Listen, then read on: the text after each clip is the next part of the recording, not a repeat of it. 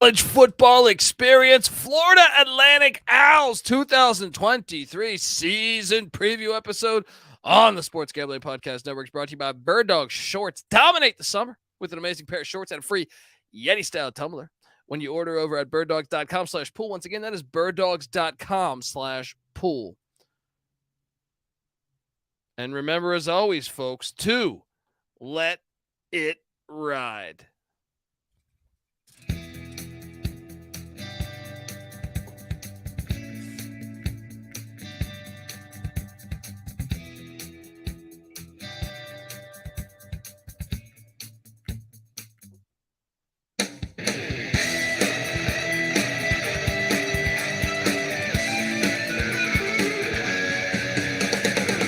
Yes, yes, yes. Woo! Welcome to the college football experience. Florida Atlantic Owls 2023 season preview. I'm excited to talk about the boys in Boca Raton. I don't know how to fucking talk. But look, perhaps if you're wondering who the hell you're listening to, my name is Colby Swinging Database Dad, a.k.a. Pick Dundee. That's not a pick. This is a pick. He was raised in the land down under, where a man thinks on his feet, speaks with his fists, and lives by his wits. When Dundee happened, he was a superstar. I'm probably drinking too much and celebrating too much and not sleeping. Would have killed a normal man, but no, that's gone. The medical advice I got from that was like being hit by lightning. Pretend it never happened and get on with your life. Yes! FAU, the Owls, who have a brand new coach. I'm excited to talk about it because I think they did a sneaky good hire.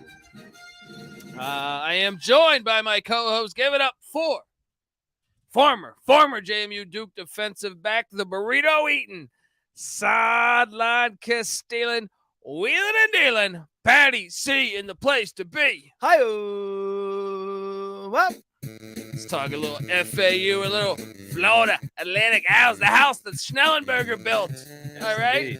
Program started in what, 2001? Yeah, man. You know, a pretty young program, all things considered, but they have, capitalized on the talent down there in Miami, especially as of late. And Lane Kiffin had a great run here recently, but then they went to Willie Taggart. It didn't work out, but he was recruiting at a high level, and now in comes Tommy Herman, Patty C. Tom Herman. So, 13-1 in 2015. What got him that gig was a national championship, winning season as an offensive coordinator at Ohio State. Comes in year one at Houston, like you said. 13-1. Nice start to the head coaching career. Yeah, and then he ends up, 13-1 at Houston, then a 9-3 season at Houston. I believe he beat Oklahoma. He beat Florida State back when Jimbo was at Florida State. Then he goes to the Texas Longhorns, and 7-6 in year one. They win a bowl game. They actually went 4-0 in bowl games under Herman. 10-4 in year two, a 10-win season, which Steve Sarkisian, we're still waiting on that. 8-5 in year three. And then, see, this is the part that's unfair, is 7-3 in his final season at Texas. But remember, that was the COVID year.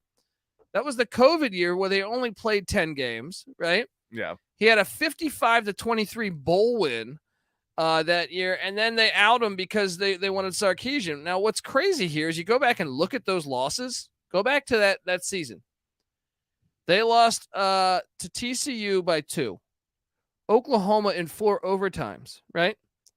And then Iowa State by 3. This team was very, very close. You could argue 8 points away from a undefeated season. Yeah. They were a solid team that year. 10-4, finished number 9 in the country, won the Sugar Bowl. And he was fired. Stomped Georgia. Yeah, 2 years later he was fired after a 7-3 season. But no, the 7-3 season is what I'm talking about. That was when they were that close? Yes. And then if you look at like 19 where they go, what was their record? 8-5, right? Still in the top 25. Who knows? Because there's Texas. It's not like their losses were that bad. They lost to LSU by 7, who won the national championship. That was like a tie game with like 5 minutes left. Yeah. Like a 7-point loss to Oklahoma in the Red River Shootout.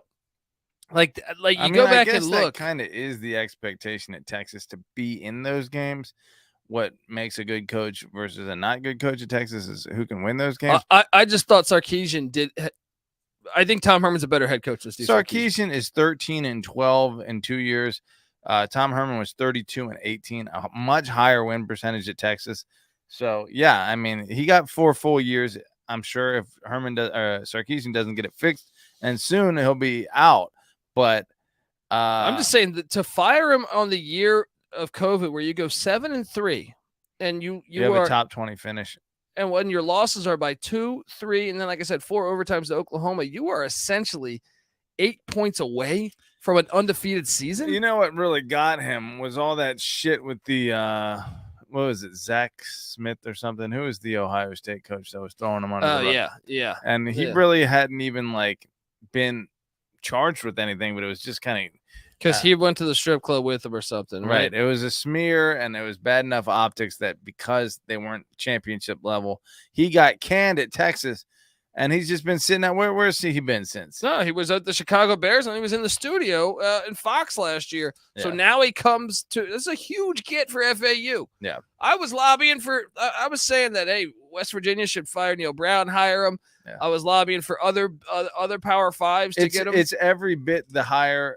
Maybe not from a PR standpoint, but Lane Kiffin, because Lane Kiffin had a great roster at USC, won the national championship as an offensive coordinator. Herman's even better to me because of what he did at Houston. Yeah. He's proven that. He can get it Kiffin, done. To me, still hasn't proven that he was that nasty. I mean, maybe a little bit at FAU. Yeah. But he's done a good job at Ole Miss. Either way, if you're in the same ballpark as Lane Kiffin in terms of your coaching chops, and if you can recruit pretty well, then FAU's in pretty good hands right now. Yeah, I like it. We're going to talk all about it. We're going to go through the offense, the defense, the special teams, the transfer portal, and then go game by game on the Owls schedule. Hopefully you're watching on YouTube, youtube.com/The College Experience. Also subscribe to wherever podcasts are found. Appreciate if you'd hop on over there, give us a 5-star review as we preview all 133 college football teams with a solo podcast for each and every team in the land. We do this each and every year, folks. Subscribe, tell a friend. But I want to tell you that the FAU, the Florida Atlantic Owls 2023 season preview episode is brought to you by Bird Dogs. Bird Dogs make you look good. All right, you're down there in Boca Raton. You're going to need some Bird Dogs because their stretch khaki shorts are designed to fit slimmer through the thigh and leg, giving you a truly sculpted look. Dude, you're down there at the you're beach. In Boca Raton, that's where those shorts are designed for. You're going to look like Bosworth in 87 walking around there. All the scattered ass are going to be trying to, they're going to be interested in you. You got a lump in your shorts, and it's, clearly visible. They're going to want to know what it is you do. All right. Look, and they fit way better than regular shorts. All right. Regular shorts are made of stiff, restricting cotton. Bird Dog fixed this issue by inventing cloud knit fabric that looks just like khakis, but they stretch, so you get a slimmer fit without having to sacrifice all that movement. Bird Dog also uses anti-stink sweat-wicking fabric and keeps you cool and dry all day long. Look, South Florida, we've all been there. The humidity, a legit crazy thing down there.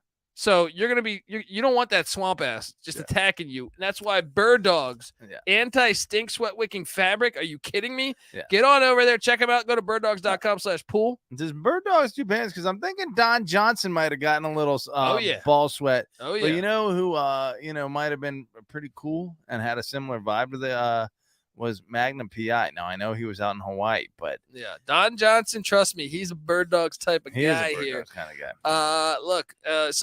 Go to birddogs.com/pool, enter the promo code POOL, POOL, and you get a free Yeti-style tumbler with your order. They're just giving you free stuff. That's birddogs.com/pool for a free Yeti-style tumbler. You won't want to take your Bird Dogs off. We can promise you that.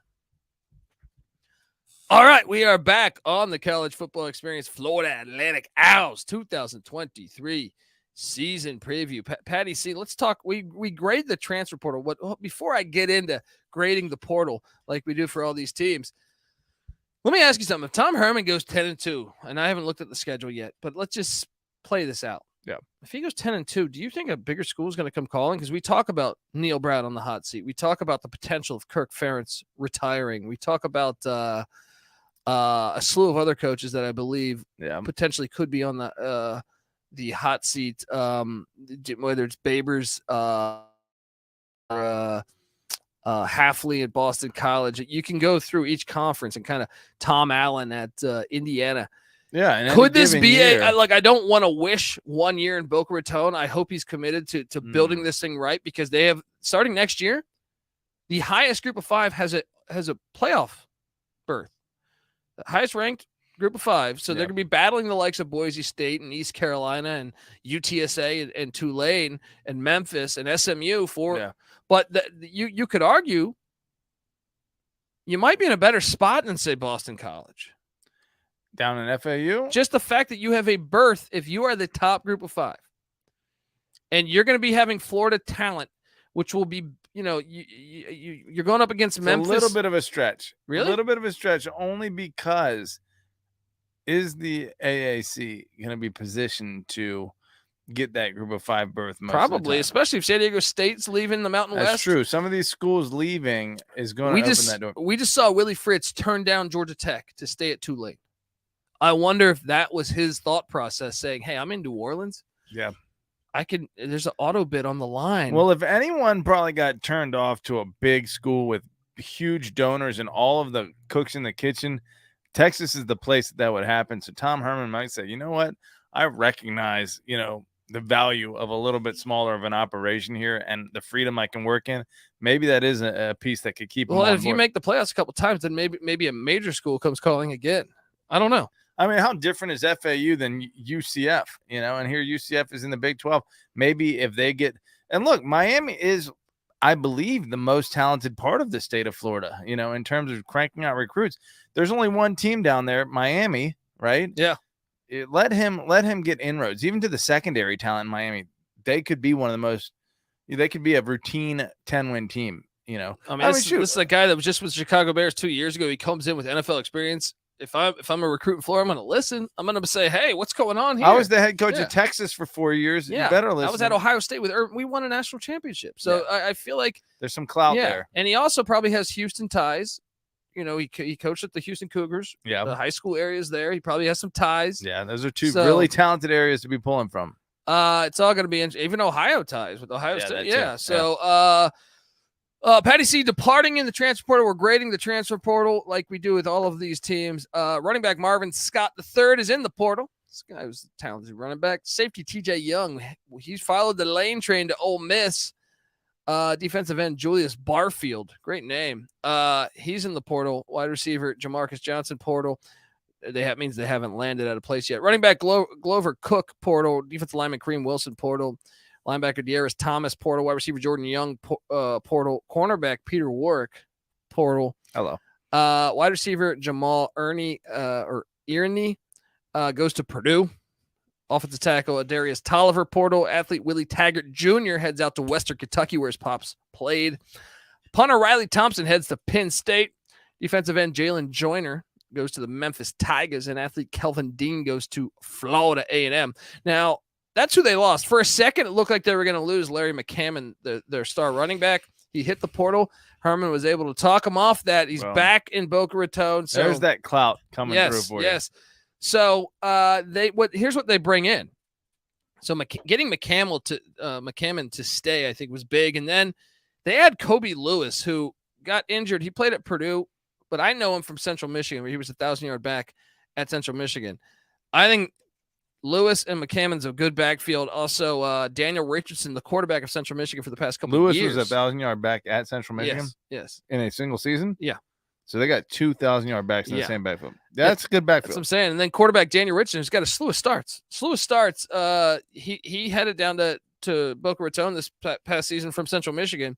I think he got a bowl win as a starter against Washington State just 2 years ago. It looked like he was going to be the starter, but then late they get Casey Thompson, former Texas Longhorn and Nebraska quarterback. And Casey Thompson, man, I think this guy's a player. I thought that last year. Now I know Scott Frost, that was a disaster, but man, Casey Thompson had moments where I said, damn, he looks pretty good.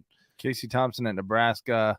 I mean, at Texas 2 years ago, 24 touchdowns, 9 interceptions. At Nebraska last year, 17 touchdowns, 10 interceptions. They're not Heisman stats, but they're stats you'll take. I think he's a good quarterback. Yeah, I do too. Yeah. And he's mobile. How did he do rushing wise? Not too many rushing yards. 157 rushing yards for Texas 2 years ago, but must have gotten sacked last year in Nebraska a lot. Yeah. But they also brought in quarterback Ben Ballard, also a Texas transfer. He's third on the depth chart. It seems like it's going to be Thompson at the 1, Richardson at the 2, Ballard at the 3. But obviously we have the whole summer still. They also brought in tight end Elijah Brown from Alabama and Nick Saban. Linebacker Desmond Tisdall from the Auburn Tigers. Tight end Khalil Brantley from the Miami Hurricanes. Wide receiver Devin Price from the Texas A&M Aggies. These are some big programs they're pulling dudes from. Offensive tackle Woody Jean from the Arizona Wildcats. Defensive end Richard Thomas from the Indiana Hoosiers. And cornerback Jerron Morris from the Texas State Bobcats. Patty C, would you say they won the portal? I'm going to go ahead and say they hit a fucking grand slam. By bringing in Casey Thompson and Richardson, you have quarterback depth. Bringing in Kobe Lewis and keeping McCammon in Boca Raton. That's a big win, too. The running back position looks good. Then you go out and get that Elijah Brown from Bama at tight end and Bentley from Miami. How they do it across the offensive line, both exiting in the portal and incoming in the portal. They brought in Woody Jean, a tackle from Arizona. Now, they lost a Darius Tolliver, but he didn't land anywhere. I don't think that's a big name. I think it's a guy, if anything, he might have been shown the door. Yeah. So I think they won. I think they won big in the portal. I would say with one returning offensive lineman starting, they probably should have patched that up a little better, but all things considered. Are you getting one? Because I'm not getting one. Oh, are you seeing more than that? Yes. I'm seeing three back from a year ago on the offensive line. These publications we got, look, it's hard to keep track of what who's going by, but three back is a win, and maybe you don't need to bring back as many or transfers. Yeah, I'm seeing Marquise Robinson, Kamar Bell, and Chaz Neal all back from a year ago. You know what? I'm looking in the wrong place. You're right. Three it is. Yeah, so they're bringing back 3 on the offensive line. And then you bring in the tackle from Arizona and Woody Jean, perhaps. I don't know that he's penciled in to be a day one starter. They also have Malcolm Lamar, who might start for him, and breaking in a new center will be an interesting thing to see. But we know Khalil Brantley. I'm sorry.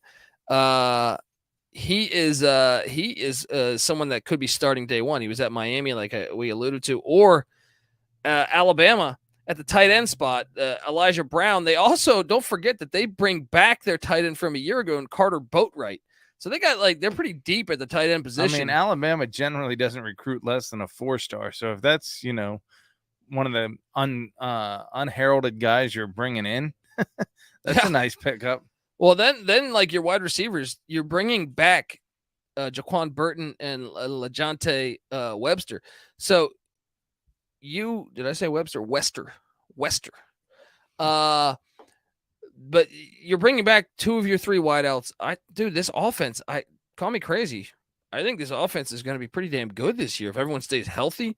They're also bringing in Tony Johnson. I'm assuming he's going to be the 3rd wideout, but it could be Devin Price, who came in from Texas.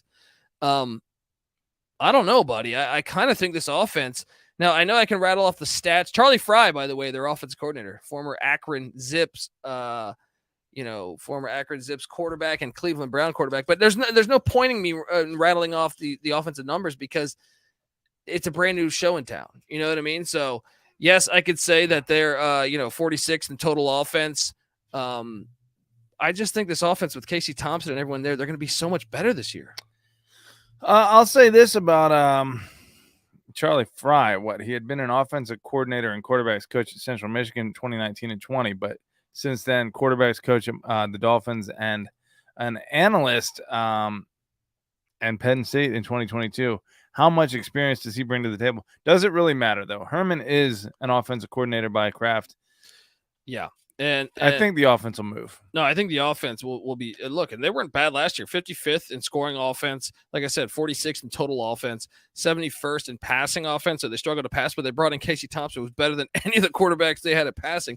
They were 37th at rushing the ball a season ago. Like I said, I don't know how much these numbers matter with a brand new team in a way, but defensively, though, they have their work cut out for them. That's why they got 2 defensive coordinators in Rock Bellantoni and and who was Brandon this? Harris. Brandon Harris, yes. It was the Hurricanes defensive back, Thorpe Award semifinalist back in the day. Probably a nice recruiting piece there for him. Now, can they stop the run? Because they were 103rd in the nation stopping the run a season ago. That's not good, and they were 106 in total defense. So 95th against the pass. So they got their work cut out for them. But here's the thing. They bring back just one on the defensive line in Evan Anderson at the nose guard spot. But if your defense line wasn't very good, I mean, yes, you have other guys that have gotten reps and starts. Chris Jones is a defensive end that's got some reps. Courtney McBride also. But Jack Merrifield. I'm sorry. Actually, I think McBride's a linebacker. And he's the lone linebacker back, actually. What do you make? The front seven basically got two guys that were there to start all the games a season ago. Well, again, like you're saying, that is the eternal question. When you have a terrible run defense or any kind of unit and you have no returning starters, do you want the starters back on a terrible unit? Well, they didn't get them back. We have all new guys. Hopefully they're better. Yeah. So I can't say that it's necessarily that they're going to get worse. And Taggart was recruiting at a high level. Yeah. I want to dive into that for 1 sec, just real quick. Recruiting rankings for the last 5 cycles or 6 cycles, I guess, including this year and next year, 61, 67, 84, and 124. So they were on a backslide, but Taggart recovered 81 for this last cycle, and now 70 is what Herman's sitting on for the 2024. You just say that a more talent composite than Kansas State over the as far as talent composite, because the transfer portal was something that FAU hit hard. That may be a better indicator.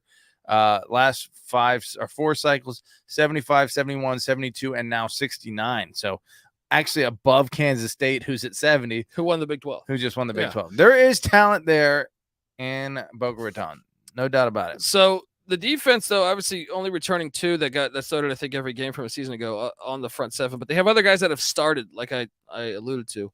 Justice Cross, sophomore. This guy, I think, got starts before at the linebacker spot.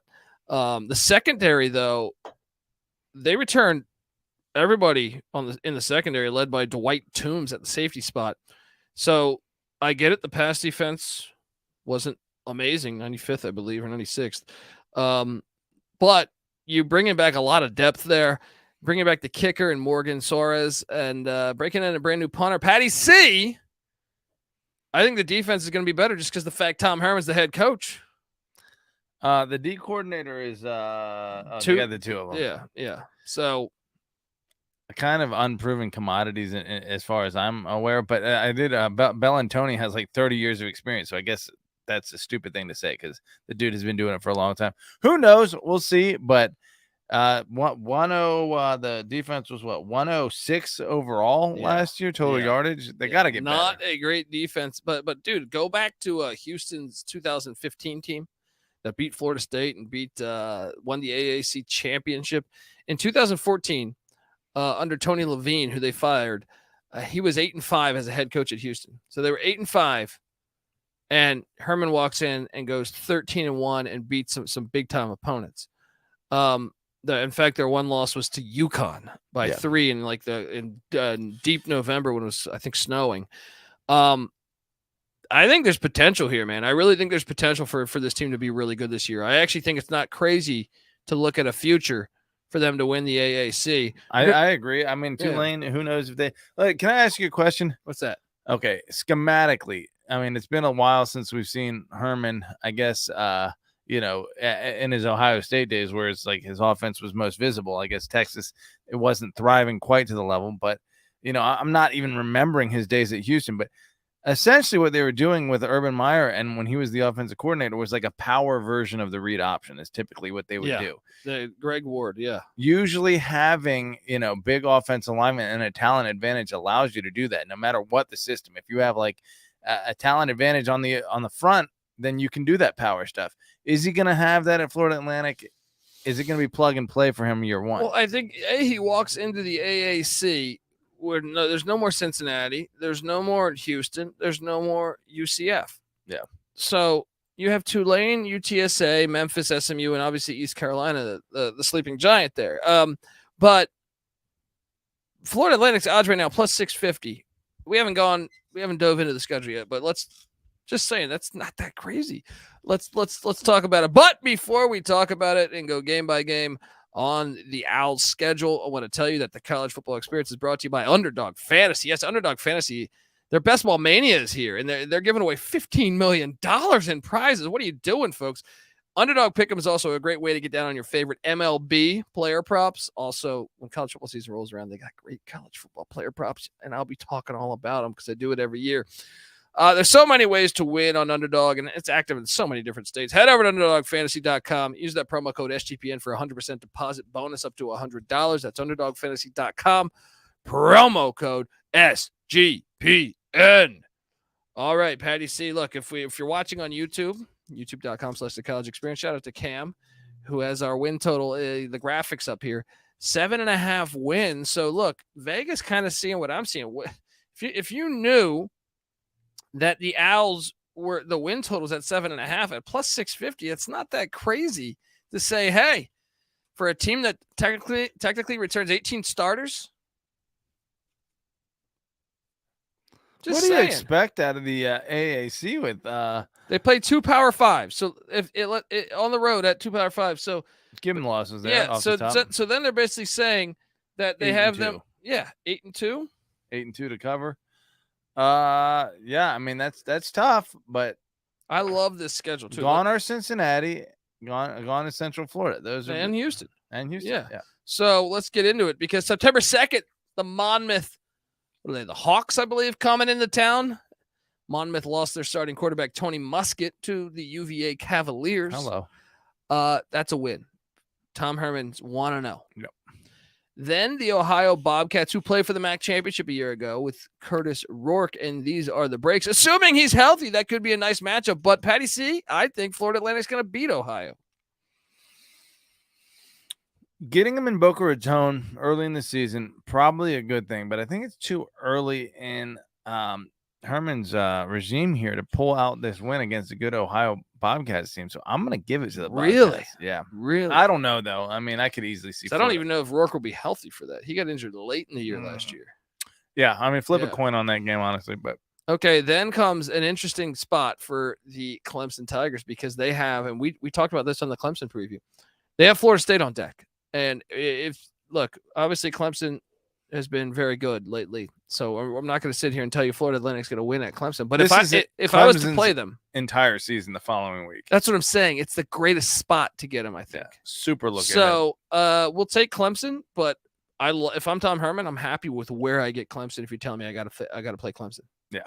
September, Garrett Riley's offense, I think September will probably be the month that would struggle the most because they got to get more familiar with it. However, Patty C, they haven't played a road game until this, so there's no road travel wear and tear. Yeah, come in fresh and hopefully deliver a. And they have the best quarterback. Upset. I'm sorry, Casey Thompson is better than Cade Klubnik at this point. Yes. Yeah, so you're coming in there, you're the most important position, marginally, but yes. Really. Klubnik threw 2 touchdowns and 3 interceptions last year. The Klubnik wasn't that impressive. They're not a comparable right now. Yeah, that's true. You know Actually, what I mean? Casey Thompson has a lot more history on his side. You're right. So that to me, and then week 4 is they're at Illinois. So back-to-back away games against Power 5s. There'll be dogs in both. I would not be surprised if they beat Illinois. That's a contrast of styles right there. You got to figure we're going to be an up-tempo team under Herman. And, Brett Bielema's got Illinois as the ultimate ground and pound. Now, Chase, why am I forgetting the running back's name? Chase Brown, gone. Ryan Walters, their defense coordinator, gone. And they had Witherspoon, a top 10 pick at corner, gone. I mean, they leaned on Chase Brown heavily, and I don't think that it was just like the fact that they're a run-based team. I think he was a special back. I'm still taking Illinois, but I think this is a winnable game. I think that's a winnable game. So you got them 2-2. I got them 1-3. They got a bye week. Dude, this schedule is good. It's a good schedule. They are hosting the Tulsa Golden Hurricane with Kevin Wilson, brand new head coach. Love the fact, brand new head coach. I think the turnover is substantial with Tulsa. Both their offensive linemen that were studs are now at Auburn. Same with, they followed Philip Montgomery there. I think that's a win, for sure win. It's not a for sure win because Tulsa is a chippy ass team. It's true, but they've lost a lot, man. Yeah, no, I Yeah, think in Boca yeah. Raton, I'm going to lean Florida Atlantic. Okay, and then they head to Raymond James Stadium, which This is a fun game. It is fun, but that's not a toxic crowd. If anything, No. FAU could have More fans, yeah. or at least as many. I think that's a win for FAU. Yeah, I think Golesh is going to get it going, but it's too early. And so I give that to FAU as well. See, and here's what I like about this schedule, Patty C. To me, the three best teams, they avoid playing SMU and Memphis, right? Mm-hmm. So two of the best teams in the AAC, they avoid playing. Now, the other three good ones are UTSA, ECU, and Tulane. They get them all in Boca Raton. That's why I love the odds on taking them to win the conference at plus 650. So UTSA comes to town on October 21st. I'm curious. Are you for sure sold on UTSA winning this game? I mean, I feel like you have to be impressed and pretty sold on UTSA at this point. It's not a one-hit wonder. 2 elite years in a row. Still, not a short trip from San Antonio down to Boca Raton. That said, I am going to take the Roadrunners to get this one done. Now, I'm curious who. I'm going to quickly look at who UTSA essentially plays the week before and the week after, because I'm very curious there. UTSA, obviously Frank Harris back at quarterback spot, and Jeff Traylor, a very good coach there. So the UTSA, okay, they got UAB before that and ECU after. It could be a body blow. UAB is a physical team, but still a lot of question marks there. Trent Dill for year one. I'm confused. Maybe he's really good, maybe he's not. I don't know, but okay, I'll even say they'll be dogs to UTSA. Let's give UTSA the win. Yeah, I'm definitely giving UTSA the win there. I love the fact it's in FAU though. Yeah. I mean, similar teams stylistically, I feel like. You know? So sometimes that usually when there's not a styles make matchups, obviously, but when there's a lack of difference in style, usually just the better team wins. But I think FAU would be considered the more talented team here. I'd like the Casey Thompson against Frank Harris matchup. It's gonna be fun. Yeah. So then the following week on a Friday night, nationally televised, they head to Charlotte, Biff Poggi, Jerry Richardson Stadium. Patty C, I got FAU beating Charlotte in Charlotte fairly easily. So that puts me at 5-3, right? 5-3. Remember that win total 7.5, right? Yeah, I got them at 4-4.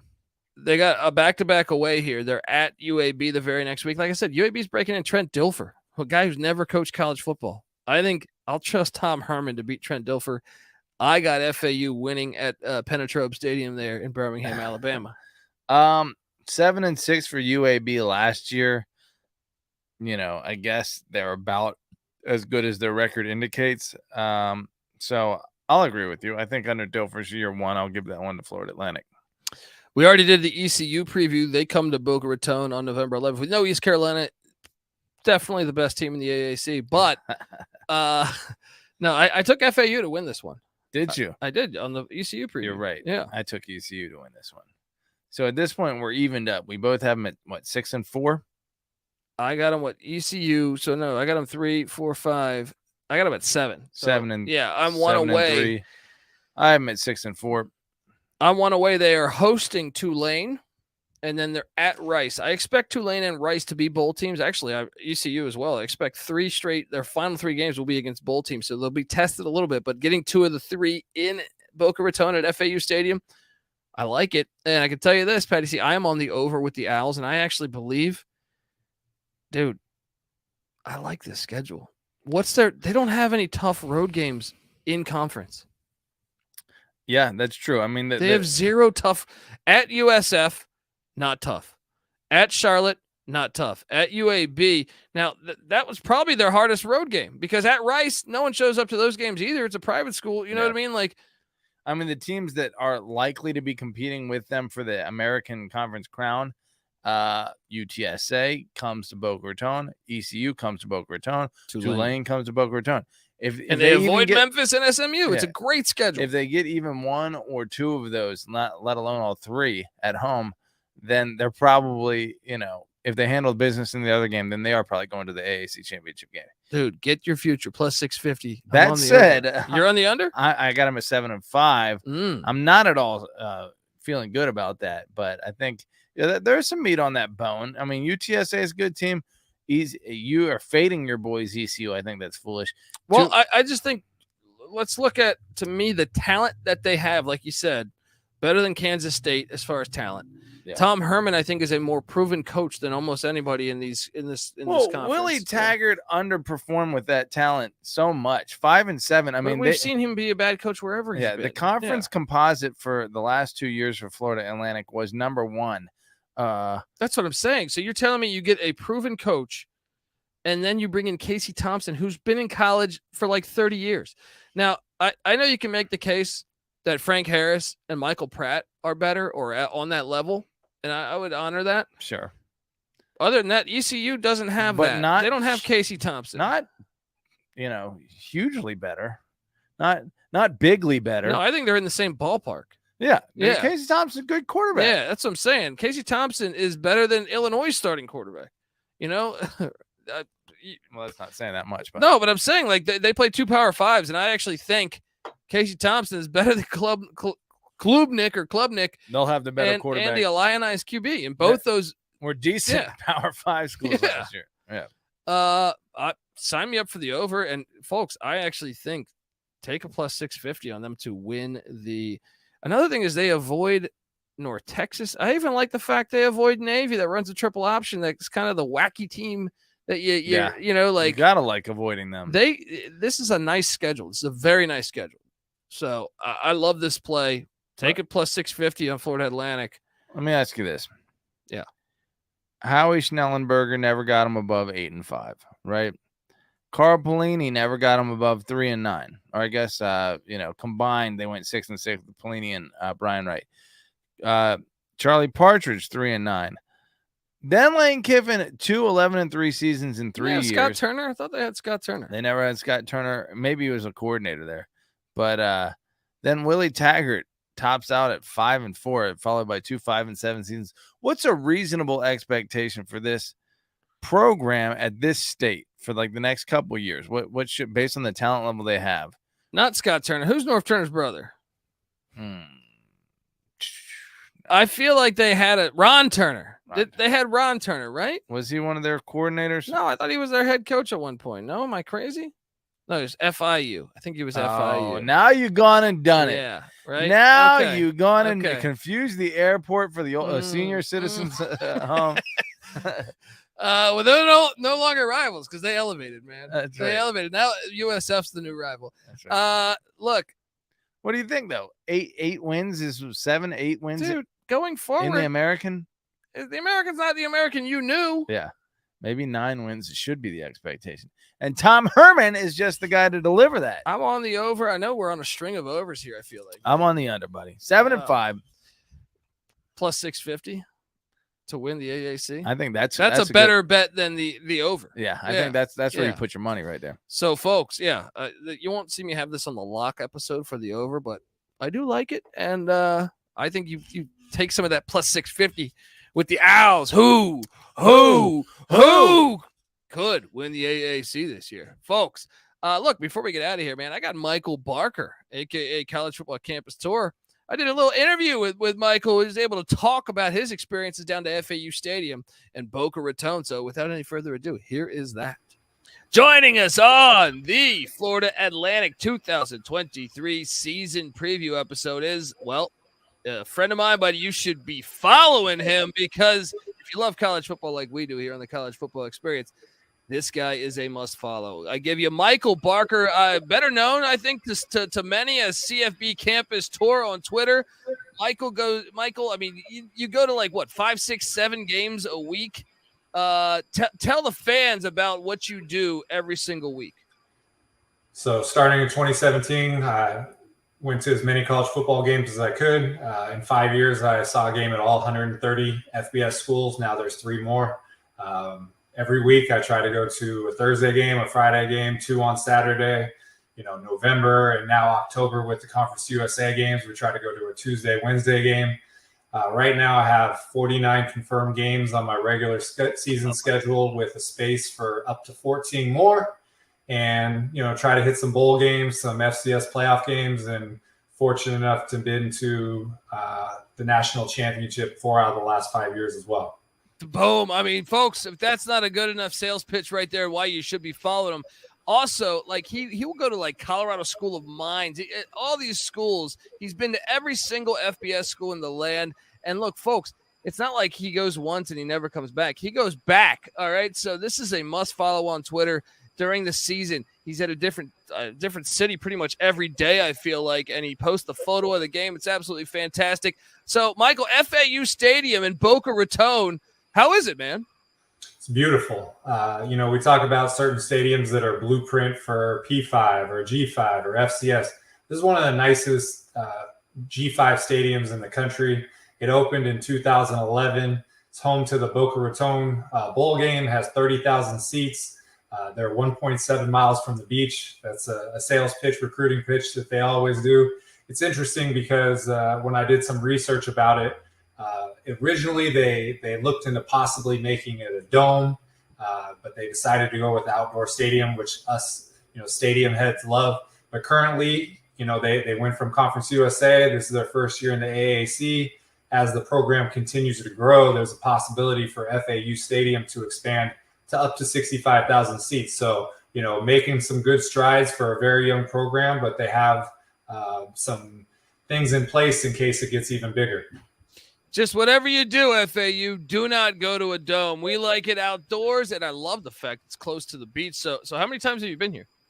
So I've been there. I've visited a few times, but only for one game, COVID game. But what was interesting about this one was if you remember, Coastal Carolina and BYU made a game within about a week, and they made it happen. This was one that was scheduled somewhat hastily as well. It was a weeknight game against UMass, and there wasn't a big crowd there. It was a night game. Had a very ugly score of 24-2 was the final score. But as a stadium aficionado, you get to walk around, see a beautiful new stadium. There's palm trees there. There's a statue of Howard Schnellenberger, obviously famous University of Miami national championship winning coach. He also coached at FAU. So it's one of those places where, again, I probably saw, I want to say 40 games during the COVID year, and some of them in the last couple of years I've been able to redo. This is one I haven't got to get back to yet, but as soon as I can, I definitely will. Man, I'm Google imaging it. It looks beautiful. I got to get myself out to Boca Raton, and you folks need to get over there to Twitter and give CFB Campus Tour a follow, aka Michael Barker. Michael, you do great work, man, and I'm looking forward to following you throughout the season. And maybe next time you go to FAU Stadium, I'll join you, man. Absolutely. Looking forward to it, Colby. All right. Take care, brother. You too. All right. That was Michael Barker. How do you see FAU Stadium? You can see the beach. A great thing. Yes. I mean, and unlike those hurricanes in Miami Gardens or wherever it is, they don't try and cover half of it. They don't do a semi-dome. They let the sun shine. And the stadium's on campus. You don't have to go 4 hours. The Orange Bowl is reborn in Boca Raton. If Herman gets FAU rolling, and they can get auto bids because they'd be the top. Look, could they steal that mojo from Miami? They could, because Schnellenberger started Miami, right, when they were in the basement of all of college football, right, and it started with an on-campus stadium. Where is it? Coral Gables, Boca Raton. What's the difference between the two? But just think about this: if Miami's in the ACC and Clemson and Florida State are rolling, Miami, obviously, if they make the right hire, turnkey program. But if Herman builds this, right now Miami's down. Yeah. If Herman builds this over the next 4 or 5 years and they're making the playoffs, I could see a similar situation with what UCF built here. And then Miami's another. Right now, honestly, UCF's better than Miami. They have been. Yeah. Right? Florida State's better than Miami. Right? Yeah. Florida is better than Miami, would you say? I mean, Miami has been recruiting at a similar level almost pretty much to those other programs, but they haven't been putting it together on the field. And I feel like Miami as an area is more subject to like their high-end recruits being pilfered out, which is what a team like Miami relies on. Whereas the rest of Florida is going to get their guys. Miami has to lock down, put a fence around Miami. If they can't do it, then the secondary guys are all they're going to be getting. And guess who else is getting the secondary guys? Florida Atlantic. This is my point exactly. Right now, I think if you were to look and say, where are they in that race? I think you would put Florida State, UCF, and Miami, or I'm sorry, UCF and Florida ahead of Miami. And if Florida Atlantic can come around, they just made a Final Four appearance in college basketball. They were able to retain everyone in college basketball with their NIL collective. I mean, watch out. Miami also made a Final Four run, but they're kind of the same school. They're like, I don't know, is Florida Atlantic, are they private or are they public? I don't know. Miami, a small private school. It's not exactly like the infrastructure you need to consistently crank out, like no matter what. Like there are ebbs and flows that go with a small private school. Well, I mean, look at the enrollment right now, Florida Atlantic. I'm just curious to see like what would their enrollment be. I see 19,000. They could easily steal Miami's mojo. Yeah, they could. Yeah, watch out, folks. Tom Herman, I think great hire for FAU. Dusty May, we saw him be a great hire. And folks, we also host the college basketball experience. Subscribe over there. We also host the college baseball experience. Subscribe to all those feeds. During the college basketball season, I'm here every single night of the season talking about games and the storylines in college basketball. So check out that. We come together as one on YouTube as the college football experience, the college baseball experience, the college basketball experience, and the FCS college football experience, which I host. We come together on YouTube, youtube.com/the college experience. Subscribe, tell a friend. I'm on the over. Patty C's on the under. Get the SGPN app. It's free to download in the App Store and Google Play Store. And come talk FAU football with us. We're all there. All right.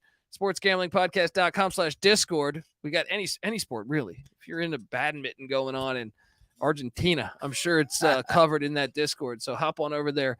Every single sport you can imagine. If you're into Formula One, whatever, it's all there. Yeah. So hop on over there. A lot of fools chopping it up in there. Oh, it's a lot of fun. Folks, until next time, remember, we're breaking down all 133 teams. So your team is coming. If you're not an Owl fan, if you are an Owl fan, well, enjoy. And I'm excited to see the season. This is the college football experience, Florida Atlantic style. You better start thinking about yours. And we out of here.